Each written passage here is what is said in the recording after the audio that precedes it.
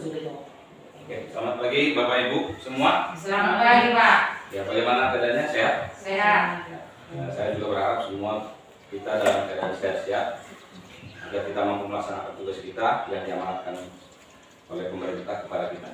Jadi di sini saya akan menjelaskan sedikit presentasi tentang guru penggerak agar kita semua bisa menjadi guru-guru yang diharapkan atau guru yang berada di era 21 menyongsong profil pelajar Pancasila yang merdeka belajar. Maksudnya adalah begini, pelajar Pancasila itu adalah pelajar yang memiliki integritas tinggi, punya wawasan berkebinekaan tunggal dan global.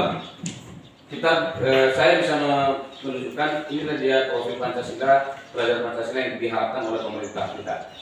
Jadi ini dia, ada 5 ya, profil pelajar Pancasila ada 5. Yang pertama itu adalah beriman dan bertakwa kepada Tuhan Yang Maha Esa, kemudian berakhlak mulia. Nah, kemudian ada berkebinekaan global, bergotong royong, kreatif, bernalar kritis dan mandiri. Nah, kelima poin profil pelajar Pancasila ini tidak bisa kita menyelesaikan hanya untuk pada satu orang. Kita perlu berkolaborasi, berkoordinasi antar sesama kita guru dan juga kepala sekolah. Jadi profil pelajar Pancasila ini muncul karena ada kekhawatiran pemerintah dan juga kekhawatiran akan anak-anak kita yang tidak sanggup untuk menerima proses globalisasi yang luar biasa pesatnya, dampak negatif yang ditimbulkan oleh efek globalisasi itu. Nah, ini tadi sudah selesai poin-poin yang ada di profil pelajar Pancasila. Nah, untuk menyukseskan program profil pelajar Pancasila ini perlu diadakannya perubahan paradigma. Paradigma itu artinya pemikiran dulu yang gurunya dulu adalah profil yang guru sebagai pusat dari sebuah pendidikan di sekolah, berubah menjadi kita yang mengarahkan siswa menjadi pusat pembelajaran. Sesuai dengan filosofi Ki Hajar Dewantara itu adalah berhamba kepada siswa. Bukan kita menyembah siswa, tetapi kita mengutamakan apa kebutuhan siswa itu, baru kemudian kita membelajarkan kepada siswa. Terciptalah itu yang namanya profil pelajar Pancasila. Nah, sebelum masuk ke visi guru penggerak yang saya coba rancang untuk kita masukkan ke visi misi sekolah, ada baiknya kita melihat apa itu dasar kita menentukan visi guru penggerak. Visinya itu ada di imajinasi kita. Ada beberapa poin yang harus kita munculkan sebelum kita membuat visi misi. Nah, ketika saya berkoordinasi dengan ibu ini, ibu kepala sekolah, visi yang sudah ada ini sudah baik sebenarnya, sudah sangat bagus karena sudah tercantum profil pelajar Pancasila. Cuma ada beberapa poin kelanjutannya, mana tahu kita mengubah visi misi ini menjadi visi misi yang lebih baik. Nah, ada beberapa indikator sebelum kita menentukan visi misi. Yang pertama adalah bagaimana mimpi kita menjadikan murid itu di masa depan. Ini dia. Jadi kita harus bertanya kepada diri kita sendiri, apa imajinasi kita murid kita ke depan itu bagaimana. Jadi saya coba merancang imajinasi kita ini, saya coba rancang dan kita berkolaborasi dan berkoordinasi untuk menyesuaikan imajinasi saya dan imajinasi kita semua. Jadi di poin pertama, saya memimpikan anak didik yang berkembang sesuai dengan tahap perkembangannya, yang senantiasa memiliki profil pelajar Pancasila yang bertakwa kepada Tuhan, berakhlak mulia, mandiri, bernalar kritis, kreatif, gotong royong dan berkebinekaan global. Ini profil Pancasila yang luar biasa ini sebenarnya kalau kita pikir-pikirkan. Malah kita merasa sanggup tidak kita sebagai guru untuk mencapai ini. Bukan mencapai kita diri kita, tetapi mencapaikan anak-anak itu mencapai pada profil pelajar Pancasila ini. Itu. Tetapi yakin dan percaya Bapak Ibu, bila kita melaksanakan dengan sungguh-sungguh dan bertumpu kepada siswa yang berhamba kepada siswa sesuai dengan filosofi Ki Hajar Dewantara, pelan-pelan, perlahan-perlahan mungkin kita akan bisa melaksanakan itu. Dan impian kita itu akan terwujud. Mungkin bukan sekarang, tapi ke depan. Beberapa generasi kemudian.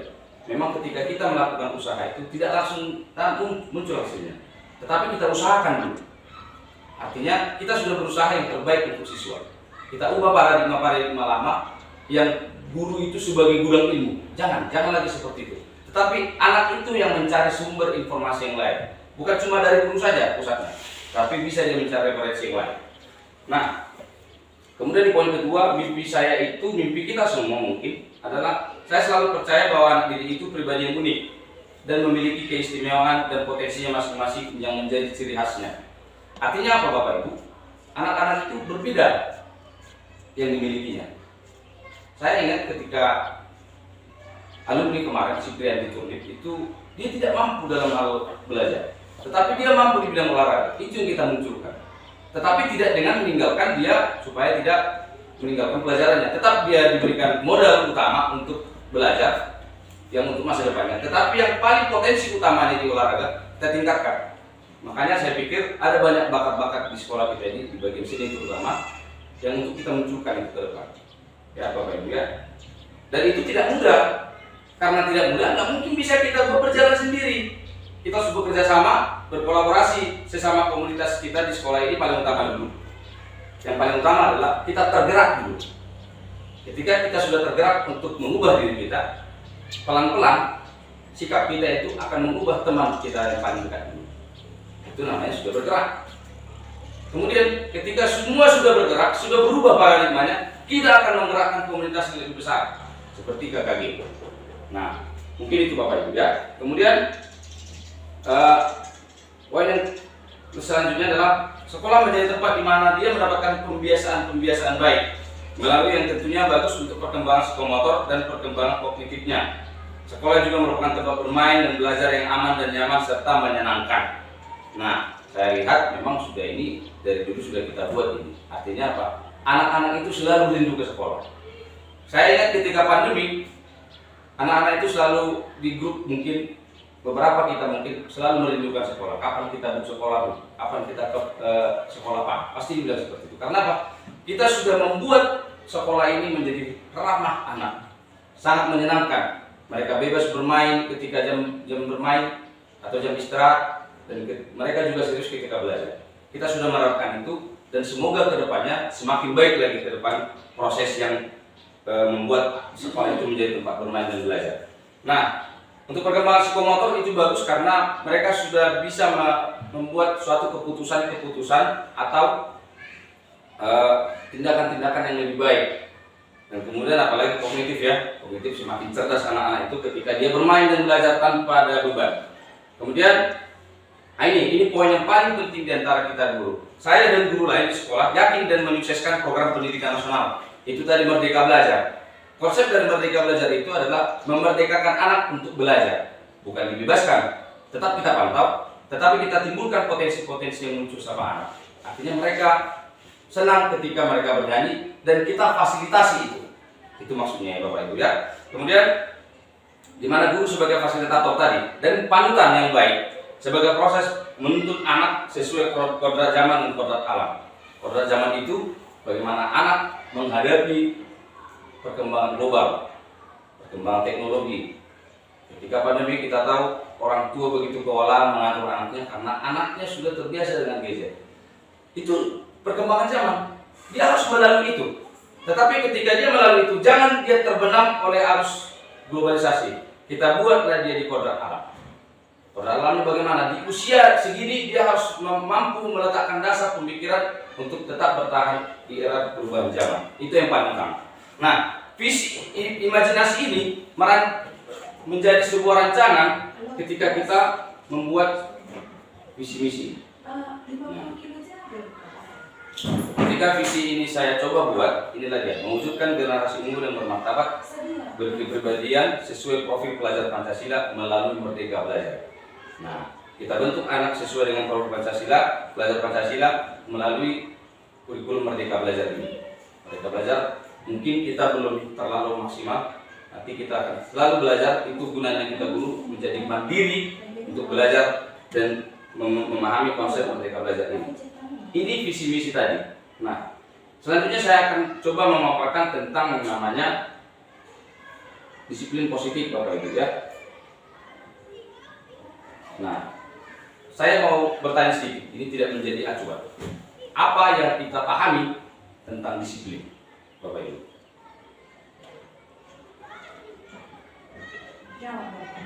Disiplin itu pasti dengan waktu. Iya, itu yang kita pahami. Ada yang lain Bapak Ibu? Bagus ya. Mematuhi peraturan-peraturan yang berlaku. Iya, itu paradigma kita. Disiplin itu berhubungan dengan ketepatan waktu, ketepatan berpakaian. Anak-anak kita tuntut itu berpakaian rapi. Kemudian anak-anak kita tuntut untuk patuh dan taat terhadap peraturan-peraturan kelas. Nah, itu konsepnya. Itu konsep yang kita pahami saat ini. Sebenarnya disiplin itu muncul ketika dia dari dalam dirinya yang muncul. Itu disiplin. Dia merasa dia harus berubah sesuai dengan apa yang dia lihat. Itu yang harus kita ubah, paradigma itu yang harus kita ubah terhadap anak-anak. Jangan mereka mendisiplinkan diri karena takut dihukum. Nah, di guru penggerak itu tidak ada yang namanya dihukum, tetapi dibina, dituntun anak menjadi anak yang baik. Gitu. Jadi bahasa-bahasa hukum itu kita ubah menjadi proses penuntunan. Jadi ketika ada beberapa ahli yang menyatakan disiplin itu seperti ini Bapak Ibu.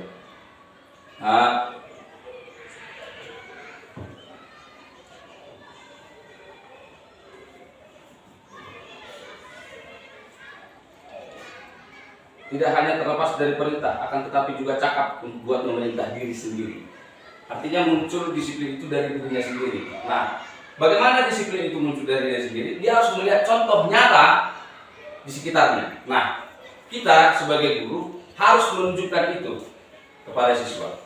Karena saya pernah dengar kata-kata positif dari seorang pengusaha namanya Jack Ma itu 100 kata nasihat itu tidak berarti ketika satu perbuatan baik yang kita tunjukkan kepada orang. Jadi anak-anak itu akan meniru apa yang baik itu dari perbuatan kita yang baik. Contoh, anak-anak kita ingin anak-anak itu jam 7.15 sudah datang ke sekolah. Bagaimana dia bisa membuat seperti itu ketika kita datang terlambat? Itu maksudnya Bapak Ibu. Nah, ketika Kepala Dinas menyatakan 7.30, datanglah kita 7.30. Anak-anak itu diusahakan itu datang 7.30. Jadi dia melihat contoh yang baik, dia melaksanakan itu, dan hasrat untuk melakukan yang baik itu muncul dari dalam dirinya sendiri tanpa harus kita beritahu. Memang ketika proses perjalanannya tetap kita tekankan ke anak-anak itu setelah proses perbuatan yang baik itu kita lakukan. Itu maksudnya Bapak Ibu. Jadi anak-anak itu merdeka melakukan disiplin itu. Dia tidak terbebani. Kalau saya datang 7.35 terlambat, apa nanti hukuman yang dikasih guru? Nah itu.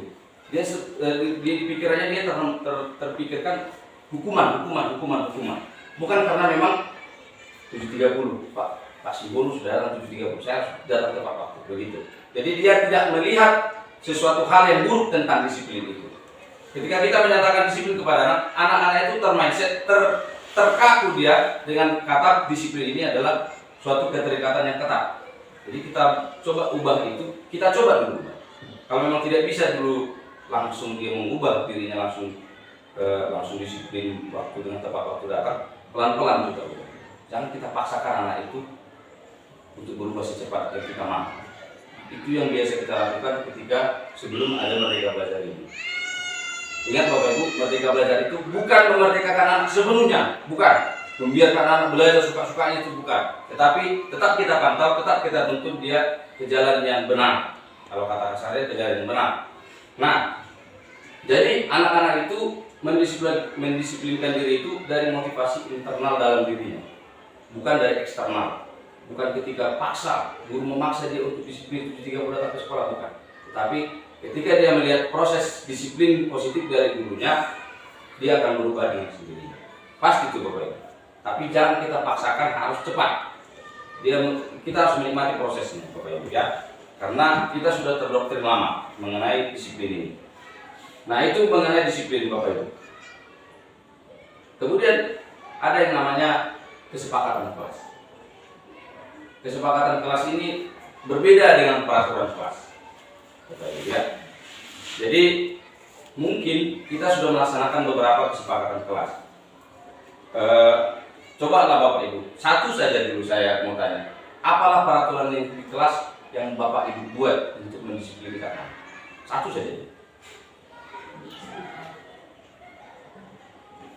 Setelah masuk ke dalam ruang kelas, membuat kebaktian Seperti saya di kelas 6, setelah selesai kebaktian, ibu kebaktian itu menghafalkan kali. Oh iya. Jadi Termasuk itu? peraturan itu peraturan kelas. Iya. Jadi sebelum belajar harus kan itu Iya. bahasanya harus melakukan perkalian.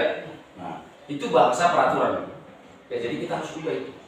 Memang tujuannya ke situ juga. Cuma kita ubah bahasanya dan kita sepakati dengan siswa. Jangan mereka terbebani besok kali, besok aku. Kan gitu. Dan mereka terbebani. Artinya begini, kita sepakati perkalian itu sampai perkalian berapa. Jadi literasi bisa ya? Bisa, Pak. Jadi literasi itu bisa kita buat peraturannya. Tapi bukan peraturan namanya, tapi kesepakatan kelas. Artinya begini Bapak. Kalau peraturan dulu kan begini, 15 menit sebelum belajar literasi.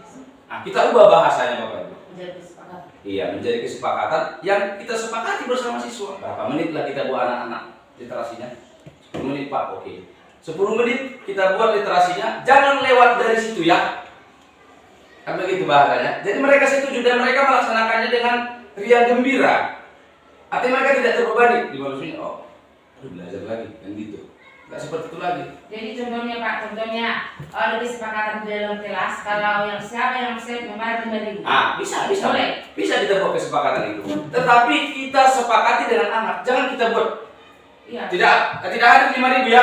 Jangan kita mengatakan itu. Siswa itu yang Iya. itu. Nah itu yang saya maksud. Artinya bahasanya seperti ini Bu. Untuk mengurangi, contoh kan, bahasanya itu jangan bahasa tidak apa, bahasa yang tidak positif lah. Bahasa negatif. Contoh seperti saya dulu di kelas 3 sebelum ikut guru penggerak, saya bawa itu peraturan. Dilarang makan makanan di kelas.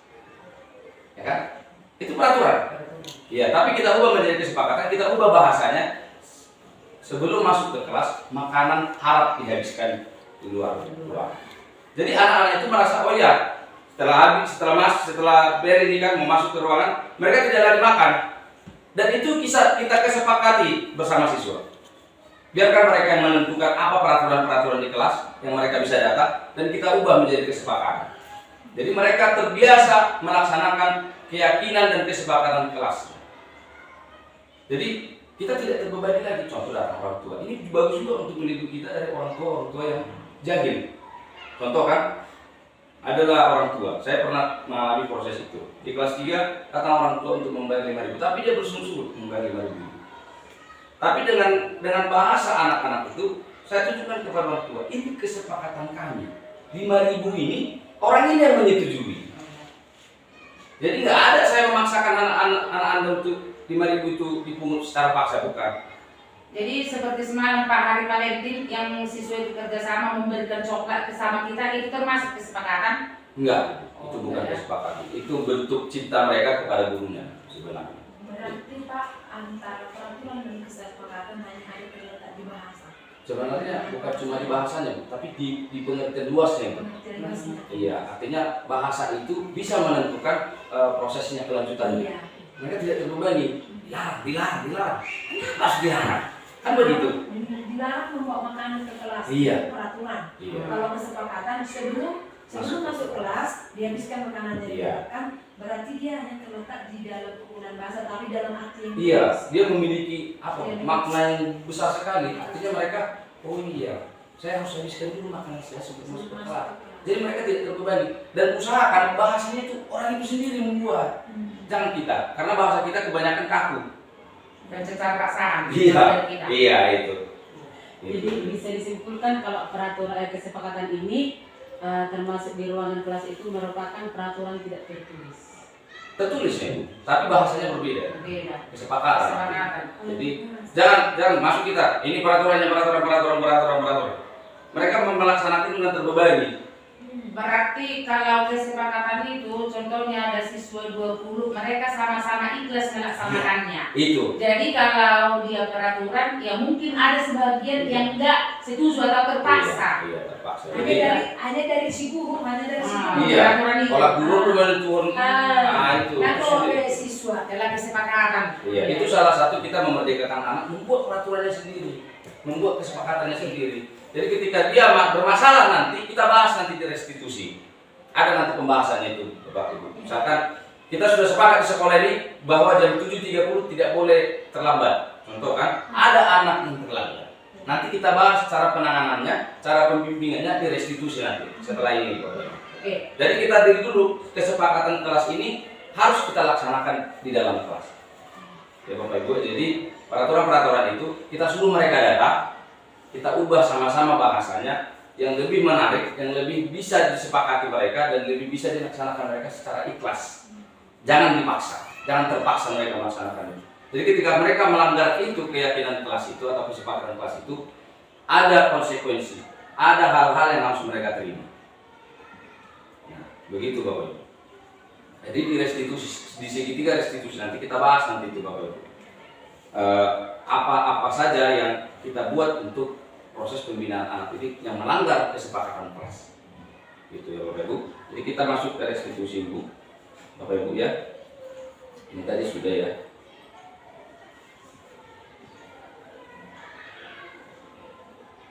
Nah ini saya coba ubah sedikit Ibu divisinya.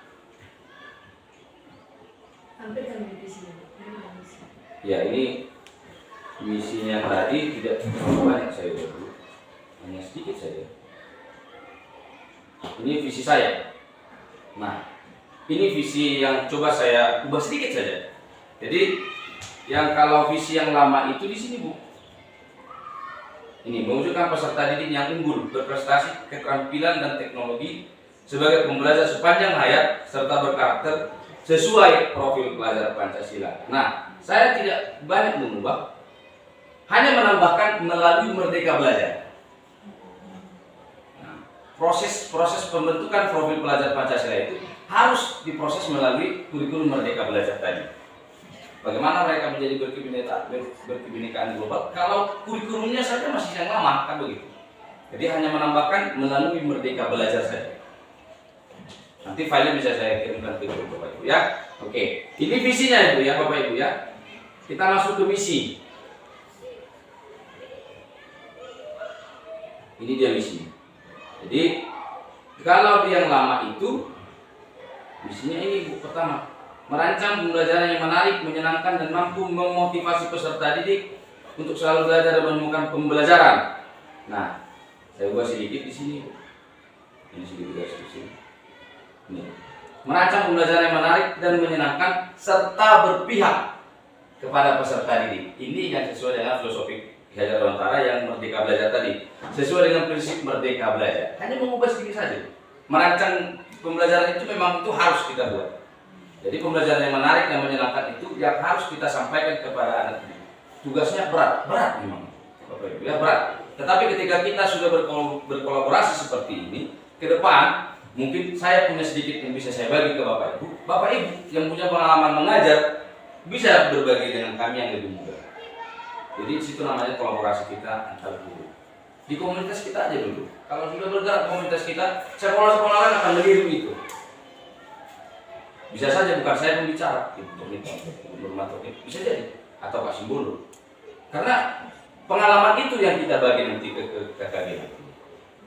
Jadi itu mungkin Bapak Ibu ya. Kalau merancang pembelajaran yang menarik itu merupakan suatu kewajiban kita sebagai guru. Apa caranya? Bebas. Seperti saya yang nggak paham sedikit komputer, saya buat video-video pembelajaran contoh. Kalau Bapak Ibu Nuratuli, karena nomor rohnya laku itu luar jual 2 juta luar. Itu salah satu rancangan itu Bapak Ibu. Jadi kita jangan terpaku hanya teknologi saja. Banyak Bapak Ibu yang bisa kita rancang untuk pembelajaran yang menarik. Ya, itu yang pertama. Kemudian membangun lingkungan sekolah melalui penguatan disiplin warga sekolah untuk membentuk karakter peserta didik sesuai nilai-nilai Pancasila. Jadi membangun lingkungan sekolah ini bukan perkara gampang Bapak Ibu. Membangun sekolah melalui penguatan disiplin warga sekolah. Kalau kita disiplin, yakin dan percayalah Bapak Ibu, anak-anak itu pelan-pelan akan mengubah dirinya untuk lebih disiplin. Beda cerita kalau lokasi dia rumahnya yang seperti Surimada kan, mengawasi bina.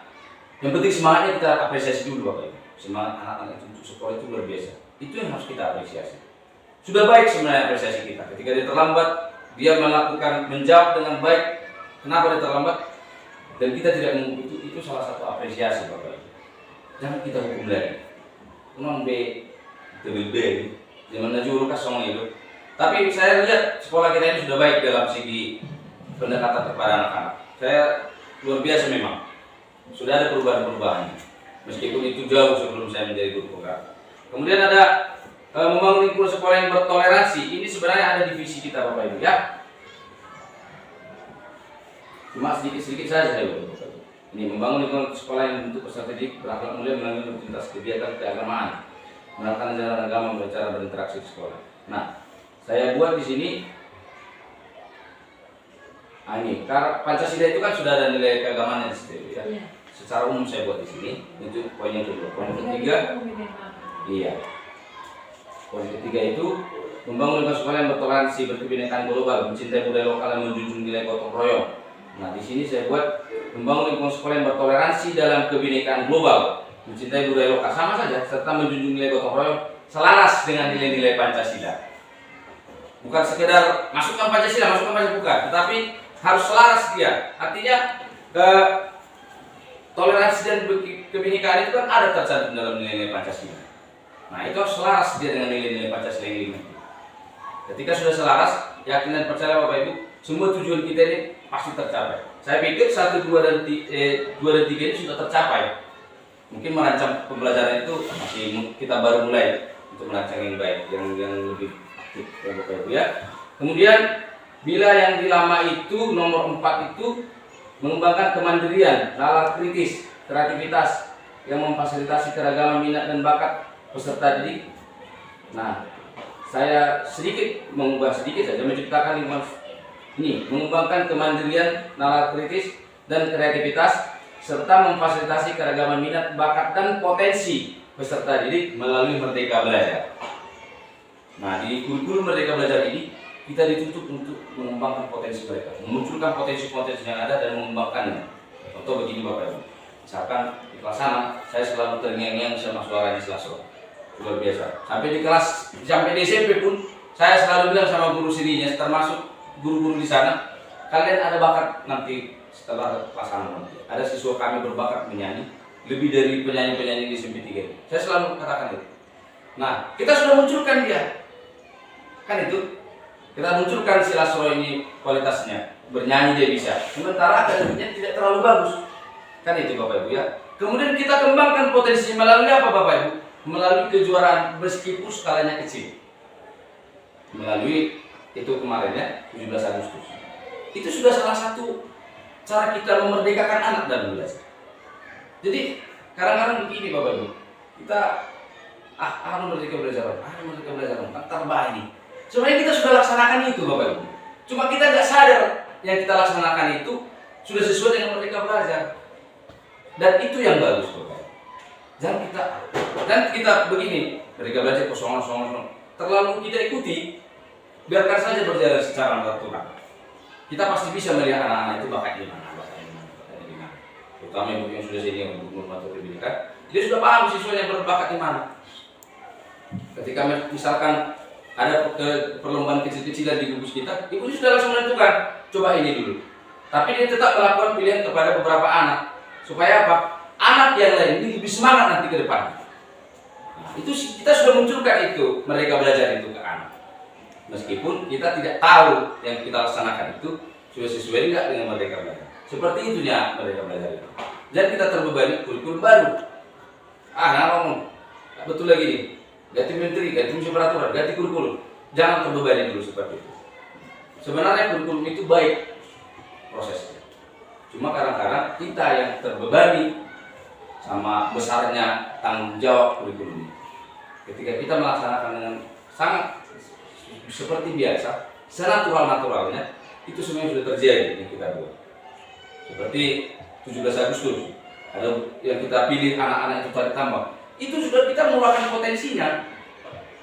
Kita fasilitasi dia untuk kompetisi-kompetisi kecil.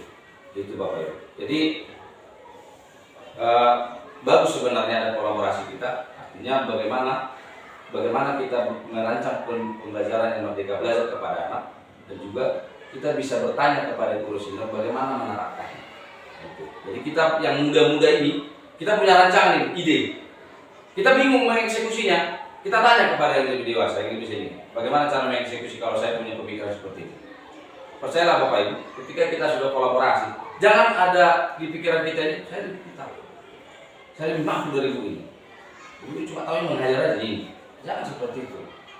Kita harus saling berkoordinasi, saling kolaborasi, saling berbagi Bapak Ibu. Adik pun nonton baju pipi Pak Syam, saya nonton download. Nah, itu jangan seperti itu Bapak Ibu ya. Boleh kita sadu, bisa kita ambil referensinya, tapi kita ubah. Karena berbeda yang di Jawa sama kita, berbeda itu. Kita pinus do kiri kanan, apalagi mobil. Nah, macam mana itu membelajarkan mobil sama di daerah pegunungan? Boleh kita ambil sebagai referensi, tapi kita ubah Bapak. Kita rancang lagi yang lebih baik. Itu sesuai dengan karakter kita. Itu yang tadi. Kemudian lanjut, menciptakan lingkungan sekolah yang bersih, sejuk, aman dan nyaman serta menyenangkan. Ini sama ya Ibu ya. Kemarin juga seperti ini. Kemudian menjadi kerjasama yang harmonis antara warga sekolah dengan lembaga terkait. Ini yang belum coba kita buat. Sebenarnya sudah ada, cuma impactnya, dampaknya belum terlalu besar. Saya selalu rindu seperti SD 22 tempat Bapak Sinaga mengajar. Mereka koordinasi dengan alumni dan masyarakat sekitar. Jadi itu drum band. Jadi drum band. Baru kemudian koordinasi dari kepala sekolahnya, guru-guru di situ. Jadi itu dibawa anaknya ke Olimpiade. Meskipun belum jadi apa. Artinya mereka ikut. Warga sekolah juga ikut. Pihak-pihak terkait, masyarakat, komite juga berkembang dengan baik di sana. Jadi juga itu luar biasa saya rasa. Bayangkan Bapak Ibu, mobil itu orang tua menyiapkan ongkosnya.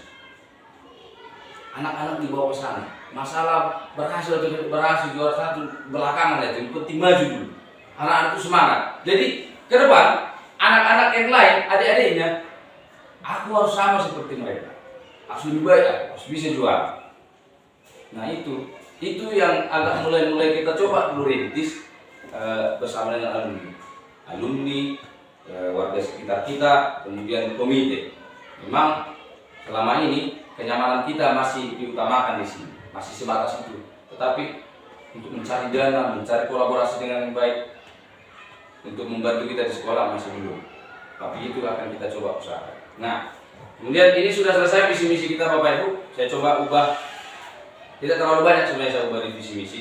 Cuma saya menambahkan Merdeka Belajar Profil Pancasila itu dan filosofi KHD Yayasan Dewantara itu. Nah itu mungkin kembali dari visi misi. Nah saya ada contoh di sini Bapak Ibu yang namanya restitusi Bapak Ibu. Bagaimana kita menyelesaikan anak-anak yang melanggar keyakinan kelas. Ya, ada video sebentar, tapi saya akan buat dia seperti sebuah materi ya Bapak Ibu ya.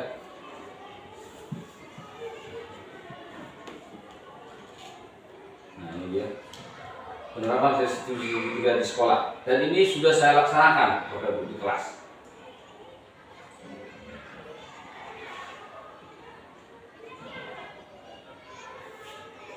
Nah ini dia. Jadi pengertian restitusi itu Bapak Ibu, menurut Dian Gosen dalam bukunya restitusi itu adalah merancang sebuah tahapan memudahkan para guru dan orang tua dalam melakukan proses menyiapkan anaknya melakukan restitusi bernama segitiga restitusi. Proses menciptakan kondisi bagi murid yang memperbaiki kesalahan mereka. Ya, bukan menjadi mengungkit masalah mereka. Karena adanya misalkan contoh terlambat anak siswa Bu Nurmatul. Kalau zaman dulu gurunya itu dasar betul. Menurut diujar. Kalau namanya diujar kan? Nah, itu proses yang salah. Kita selalu mengapakan? Menyudutkan dia akan kesalahan dia. Sementara kita tidak tahu kenapa dia terlambat sebenarnya. Kan begitu Bapak Ibu ya. Nah, di sini kita coba dibuat untuk menggali informasi sedetail mungkin kenapa anak itu berbuat kesalahan. Dan iya, bisa saja anak itu menjaga dia dulu. Harus orang abang. Seperti si Rumadan, saya kasihan nih si Rumadan sebenarnya. Dia harus mengurus kakaknya yang berkebutuhan khusus, yang nggak bisa ngapa-ngapain katanya.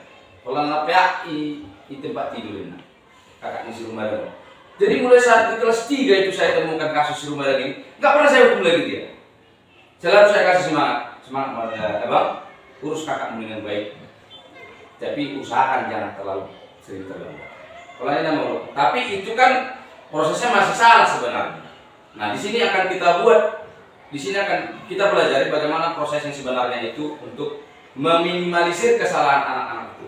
Nah ini dia. Jadi proses menciptakan kondisi murid untuk memperbaiki kesalahan mereka sehingga mereka bisa kembali pada kelompok mereka dengan karakter yang lebih kuat. Artinya begini Bapak Ibu. Si anak ini berbuat salah. Kalau kita harus semakin hukum dia tidak akan pede bergaul dengan temannya yang tidak melakukan kesalahan. Si dampak psikologisnya besar. Jadi ketika kita buat dia untuk mengakui kesalahan dan memperbaiki kesalahannya, dia akan mengikut kelompok-kelompok kaum ini dan lebih baik lagi dia. Nah seperti itu, ya. Bisa dengar istilah.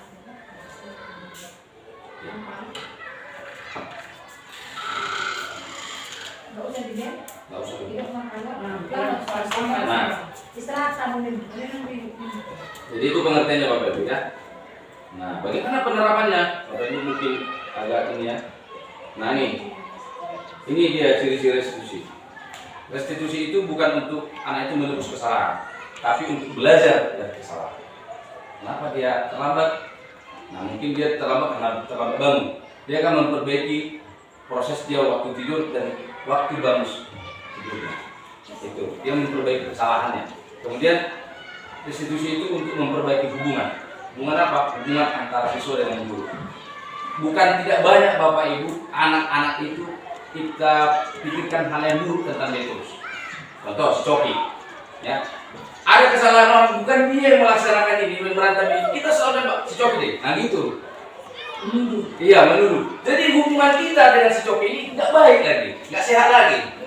Nah seperti itulah. Jadi kita perbaiki hubungannya melalui restitusi ini. Nah kemudian restitusi adalah tawaran, bukan dipaksa dia. Bagaimana kalau kayak gini? Nah, beda. Langsung nih, akan beda. Kita paksa dia untuk disiplin, tapi sebenarnya dia tidak mau melaksanakan itu dengan keadaannya. Baru kemudian restitusi menuntut untuk melihat ke dalam diri dia. Dia menyadari apa kesalahan dia menyadari apa yang harus diperbaiki. Nah, seperti itu Bapak Ibu ya. Filenya akan saya berikan nanti Bapak Ibu ya. Itu. Ini dia. Kita sudah dapat. Hanya dia segitiga Bapak Ibu. Segitiga restitusinya itu ada yang pertama itu menstabilkan identitas. Dia harus tahu dia melakukan kesalahan. Kemudian validasi tindakan yang salah, bahwa menyatakan kita ini salah ya, nggak boleh seperti ini. Kalau ini nggak boleh, ini salah, tindakan yang salah. Kita memvalidasi, tapi bukan menjudge dia untuk salah terus. Ya Bapak Ibu, nanti pengertian lebih dalam di sini. Ada contohnya. Kemudian menanyakan keyakinan, apa yang sudah kita yakini di kelas atau apa yang sudah kita sepakati. Kita ulang kembali. Sehingga dia bisa mengetahui kesalahannya di mana, di keyakinan yang mana dia yang salah. Nah itu ya Bapak Ibu ya. Oke lanjut.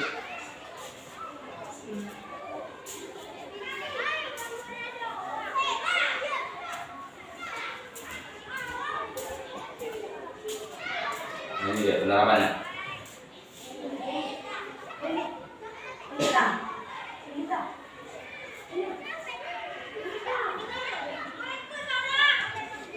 Nah, pada tanggal 14 Desember seminggu ini terlambat.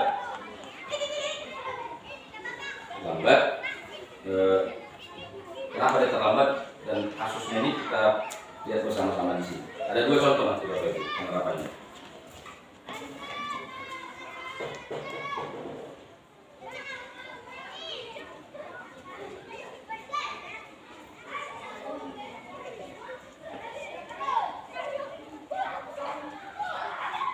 Nah ini dia. Jadi kita tanya dulu, apakah dia sudah tahu kenapa kita panggil ke kantor? Mana tahu ya, mana tahu dapat tahu toko ini kan? Mana mau siswa di kantor kan? Stigmanya buruk, kesalahan besar. Nah, itu. Kemudian ketika dia sudah tahu apa kesalahan dia akan langsung ngomong itu.